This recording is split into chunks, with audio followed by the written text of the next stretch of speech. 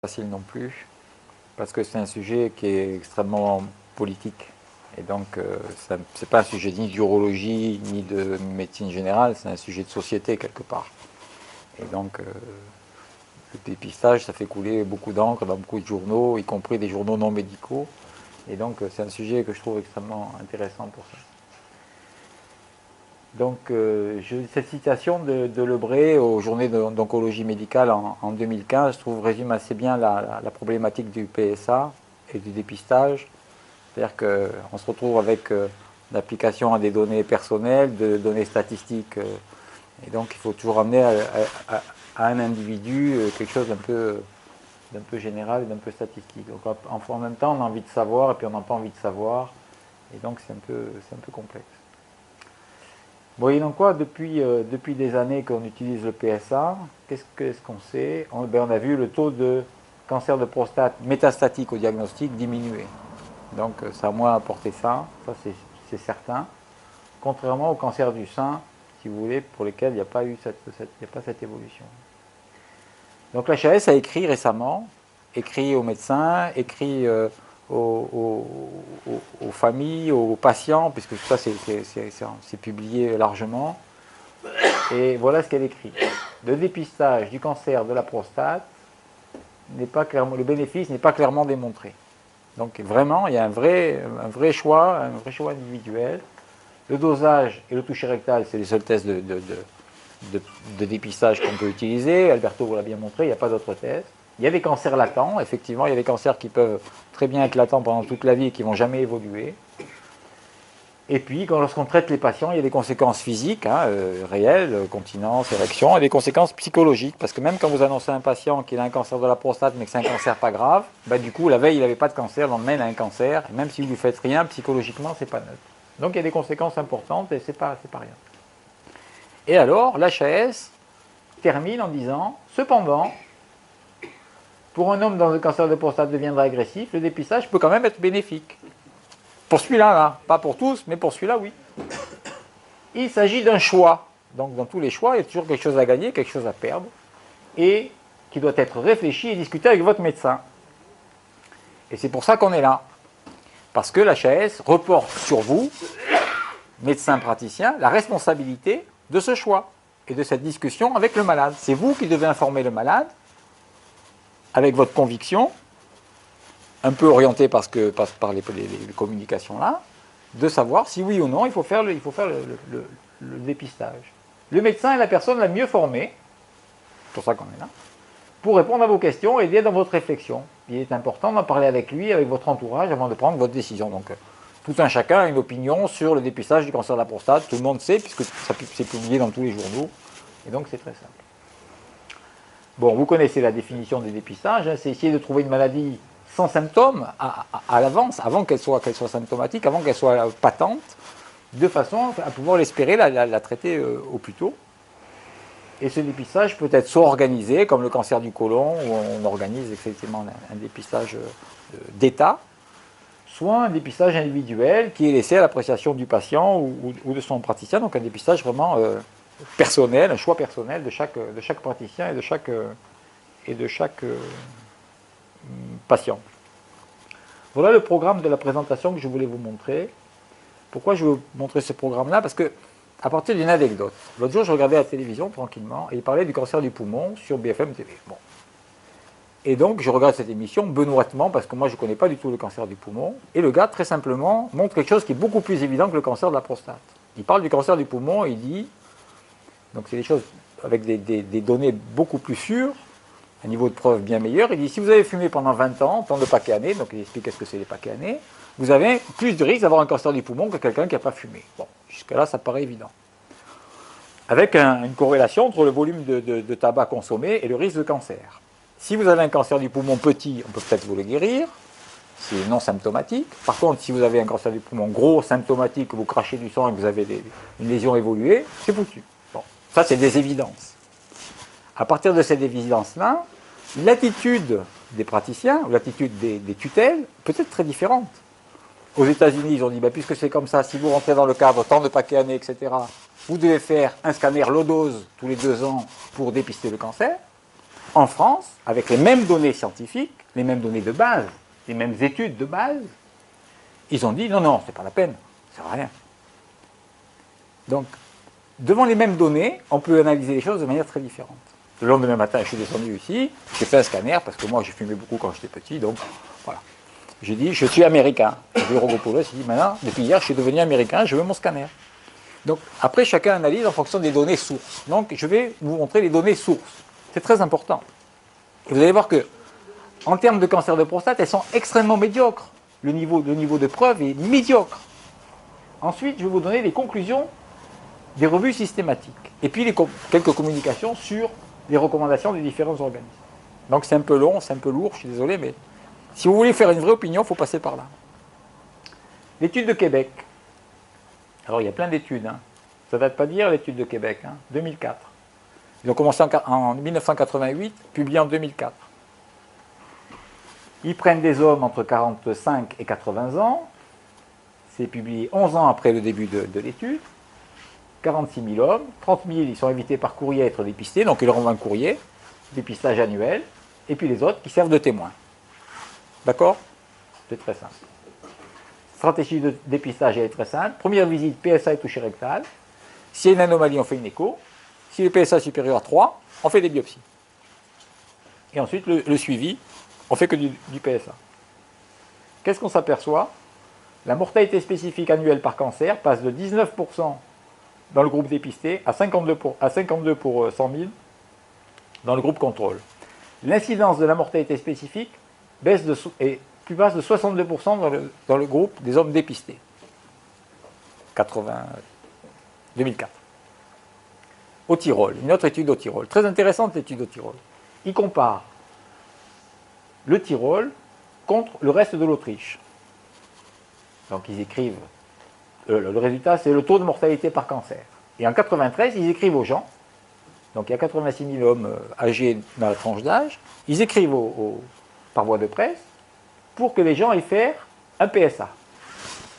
Campagne de presse, grosse pression médiatique, allez tous faire du PSA.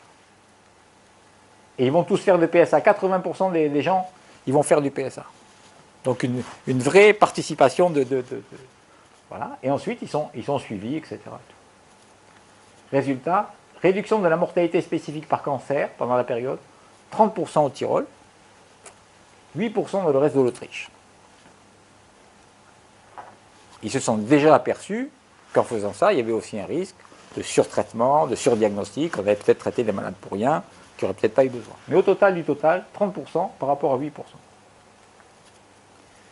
Ils ont fait une autre étude à Seattle et Connecticut. En fait, c'est deux zones différentes, deux régions, petites régions, et ils ont comparé entre chaque région le taux de dépistage par PSA et le taux de traitement lié à ce dépistage. Qu'est-ce qu'on s'aperçoit? Que dans une région, par rapport à l'autre, il y a 5 fois plus de PSA, 2 fois plus de biopsies, et qu'il y a beaucoup plus, donc, à la suite de ça, beaucoup plus de prostatectomie et de radiothérapie. Mortalité, pas de différence. Pas de différence de mortalité en termes de cancer entre les deux. Donc, pas significatif. Une autre étude suédoise, regardez à chaque fois le nombre de patients, c'est très faible. 9 000 hommes. Là, ils ont pris la liste. 1, 2, 3, 4, 5. Le 6e sur la liste, hop, il était dépisté. PSA, tous les 3 ans, pendant 12 ans. Qu'est-ce qu'on s'aperçoit? Dans le groupe dépisté, on trouve plus de cancers, puisqu'on va être dépisté. On trouve plus de tumeurs localisées versus tumeurs métastatiques. Une prise en charge curative plus importante, plus efficace. Mais malgré ça, au total, pas de différence significative, ni dans la survie globale, ni dans la survie spécifique. Donc, ce type de dépistage n'a rien apporté. Une autre étude en Suède, 1988, 26 000 hommes, de 55 à 70 ans, dans la région de Stockholm Sud, l'hôpital de quartier, autour de Stockholm. Ils ont sélectionné 2400 hommes, ce n'est pas des millions, 2400 hommes pour le dépistage, comparé à 24 000 qui servent de groupe contrôle. Attention, en Suède, les gens acceptent l'invitation au dépistage dans 74% de la population. Vous avez vu tout à l'heure au Québec, au Tyrol 80%, là 74%. Je vais vous donner les chiffres de la France après.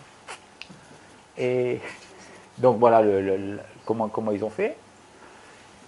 Échographie, toucher rectal, PSA, on surveille, et au total, une séance unique de dépistage.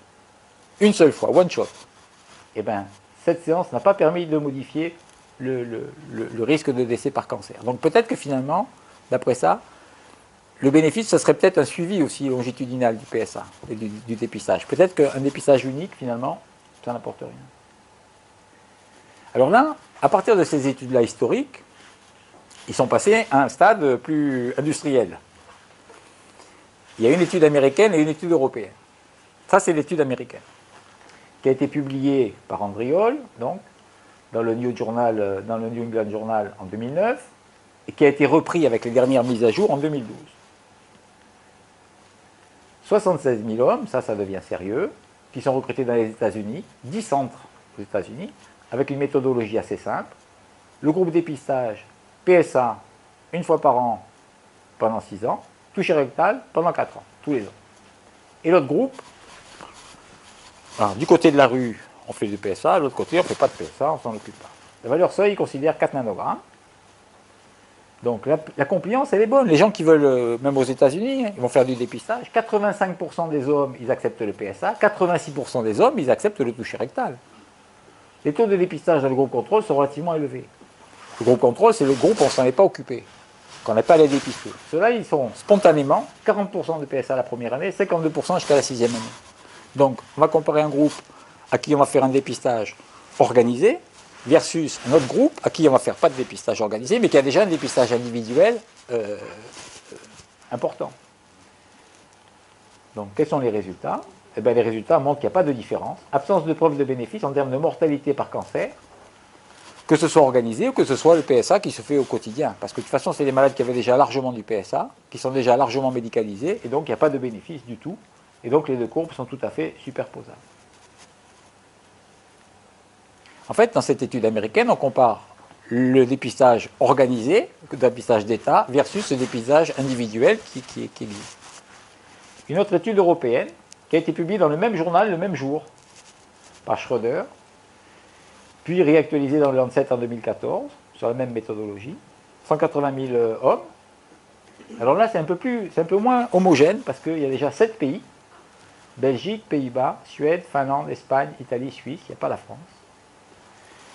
De 91 à 98, le groupe principal d'âge qui a été vraiment analysé, c'est entre 55 et 69 ans. Et ils sont répartis donc en deux groupes, à peu près équivalents. Le groupe dépistage versus le groupe contrôle. Il y a des variations. Pas le même type de recrutement de participation selon les pays. La stratégie est différente selon les pays. Le seuil de PSA, ce n'est pas le même. La plupart du temps, c'est 3 nanogrammes, mais il y a des pays où c'est 4 nanogrammes. Et puis, dans certains groupes, on a utilisé d'autres techniques. Le toucher rectal, l'échographie, le PSA libre, etc. Bon, peu importe. L'intervalle entre les tours de dépistage, c'était normalement de 4 ans, 2 ans en Suède. En Belgique, 7 ans parce qu'ils n'avaient pas le financement. Et dans le groupe dépistage, finalement, 82% des patients ont accepté au moins une fois le dépistage. C'est-à-dire qu'à chaque round, il y en a au moins 82% qui est passé une fois au dépistage. Et les biopsies, lorsqu'il y avait une indication de biopsie, elles ont été assez bien suivies, puisque 85% des cas, des patients ont accepté la biopsie. Qu'est-ce que ça montre? Les résultats actualisés sur la dernière mouture de 2014, une réduction importante de la mortalité par cancer, qui considère comme attribuable au dépistage. La mortalité globale n'est pas affectée, il y a un risque de surdiagnostic, c'est-à-dire qu'on va trouver des tas de cancers qui finalement, si on ne les avait pas trouvés, n'auraient pas été évolutifs. Et il y a aussi un risque élevé de surtraitement avec des effets secondaires, effectivement, qui ne sont peut-être pas opportuns ni pertinents, compte tenu de lésions pas assez agressives pour mériter un traitement. En gros, il considère qu'il faudrait dépister, donc faire du PSA à 781 hommes pendant 13 ans pour prévenir un décès. C'est quand même pas rien. Voilà les courbes qui commencent quand même à se... Alors quand ça a été publié en 2009, il n'y avait pas de différence significative. Maintenant, on arrive quand même à des différences un peu plus importantes entre le groupe dépisté et le groupe contrôle. La France. Alors la France, elle voulait bien participer à cette étude. Ils avaient sélectionné 84 000 hommes, surtout dans l'Hérault et dans le Tarn. Randomisation. Donc ils ont reçu un courrier d'information par voie postale pour dire s'ils étaient d'accord. Et ensuite, s'ils étaient d'accord, une deuxième convocation pour faire un PSA dans le laboratoire de leur choix. On considérait qu'un PSA supérieur à 3, il fallait éventuellement faire des biopsies et voir le urologue. Donc les taux de participation sont faibles, hein, 36% dans le Tarn, je rappelle 80 et quelques % dans les autres pays, 24% dans l'Hérault, et on a un taux de PSA supérieur à 3 nanogrammes chez 15% des patients dépistés. Les résultats concernant la mortalité n'ont jamais réussi à être publiés ni évalués. Donc la série française n'est pas utilisable dans leur site. Une autre étude en Suède, 10 000 hommes dans le bras dépistage et le même nombre dans le bras contrôle. Protocole, PSA tous les 2 ans. Critères d'évaluation toujours pareil, la mortalité spécifique. 76% des hommes ont fait au moins un tour de dépistage, donc en Suède c'est quand même suivi. 33% ont eu au moins fait un PSA supérieur. 93% ont fait des biopsies quand c'était prescrit. Donc les gens n'ont pas échappé ensuite quand ils étaient dans la stratégie de dépistage. Donc forcément on a trouvé plus d'hommes avec des cancers, 11% dans le groupe dépistage par rapport au groupe témoin. Et puis, quand on regarde la mortalité spécifique, 44 décès dans le groupe dépistage contre 78 dans le groupe contrôle, ce qui est quand même extrêmement significatif. Une mortalité de cancer de prostate réduite de presque de moitié en 14 ans, à condition qu'il y ait une adhésion suffisante versus pas d'adhésion. Donc c'est dépistage, c'est un taux de bénéfice largement comparable à ceux du cancer du côlon ou du sein. Et voilà comment ça devient quand on regarde les courbes vraiment faites dans cette dernière étude à Côte-Borg. Ça c'est les analyses, c'est les études, ça c'est la source. Ça c'est les fichiers sources. Il n'y en a pas d'autres.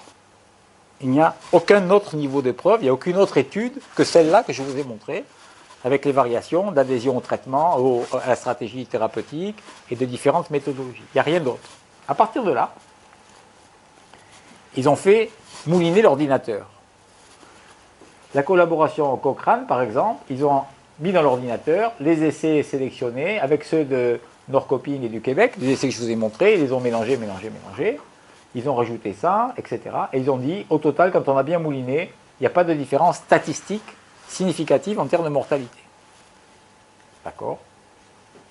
Une autre étude, donc, c'est des études uniquement, je dirais, informatiques, puisqu'on ressort les données sources, et avec ça, on les mélange, et on mouline, et on trouve des résultats. Ils ont pris 6 essais contrôlés retenus, donc là, du coup, ça fait un gros volume de patients. Qu'est-ce qu'ils disent?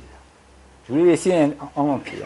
Les auteurs soulignent que les preuves existantes issues des essais randomisés ne permettent pas de se positionner sur une utilisation en routine du dépistage.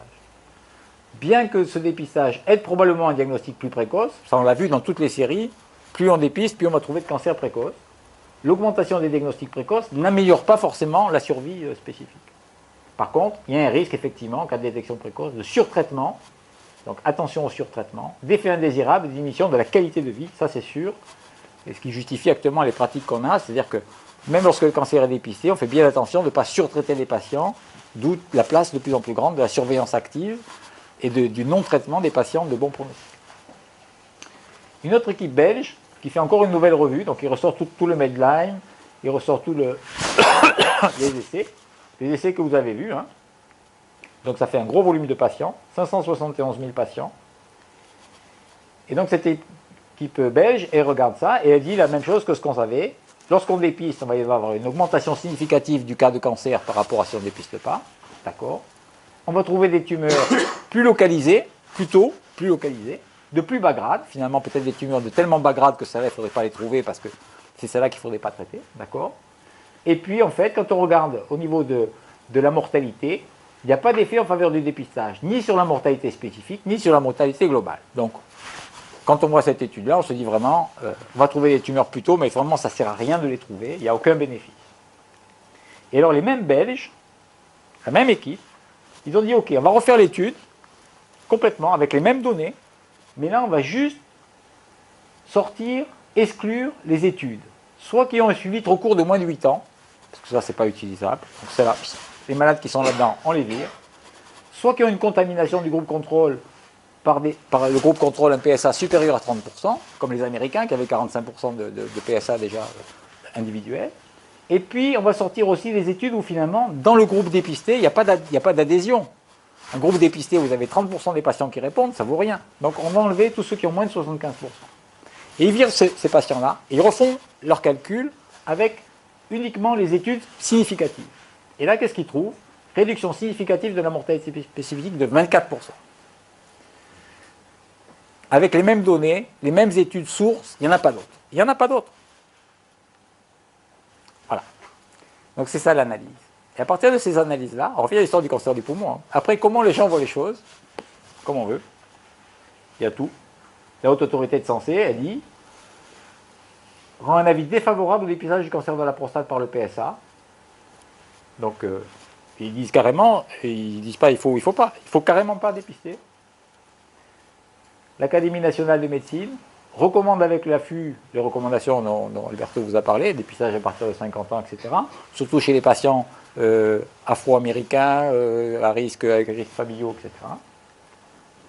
Le plan cancer, magnifique, le plan cancer, en cours en 2014-2019. Le professeur Vernant fait le constat de la persistance de pratiques de dépistage du cancer de prostate contraires aux recommandations françaises et internationales. C'est le plan cancer, c'est pas rien. Hein.